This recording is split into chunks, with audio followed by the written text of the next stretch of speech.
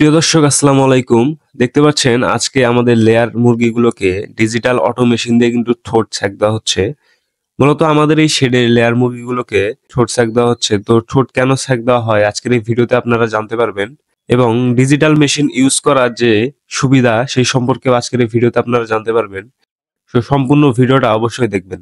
দর্শক প্রথমে জানুন কেন ডিজিটাল অটো মেশিন দিয়ে মুরগির ঠোঁট ছ্যাঁক দেওয়া ভালো।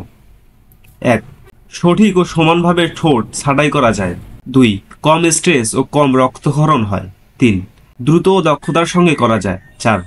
মুরগির স্বাস্থ্যের জন্য তুলনামূলক নিরাপদ। তবে ঠোঁট ছাঁটাই করার সময় সঠিক বয়সে এবং সঠিক নিয়ম মেনে করতে হবে, যাতে মুরগির দীর্ঘমেয়াদী কোনো সমস্যা না হয়। দর্শক এবার জানবেন কি কারণে আসলে মুরগির ঠোঁট ছ্যাঁক দেওয়া হয়। মূলত ৬টি স্টেপে আপনাদের জানাবো কি কারণে মুরগির ঠোঁট ছ্যাঁক দেওয়া হয়। নাম্বার ১. খাদ্যর অপচয় কমানো।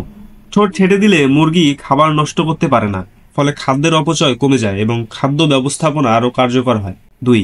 পরস্পরকে ঠোকর দেওয়া কমায়। মুরগিরা অনেক সময় একে অপরকে ঠোকর দিয়ে আহত করে, যা ক্যানিবালিজম নামে পরিচিত। ঠোঁট ছেড়ে দিলে এই ধরনের আক্রমণ কমে এবং মৃত্যুর হার হ্রাস পায়।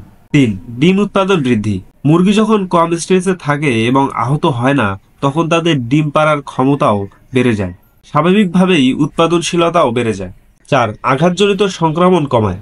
ঠোঁট ছেড়ে না দিলে মুরগিরা একে অপরকে ক্ষতবিক্ষত করতে পারে, যা ইনফেকশনের কারণ হতে পারে। ঠোঁট ছাঁটাই করলে এই সমস্যা অনেকাংশেই কমে যায়। ৫. খাবার গ্রহণ সহজ করে।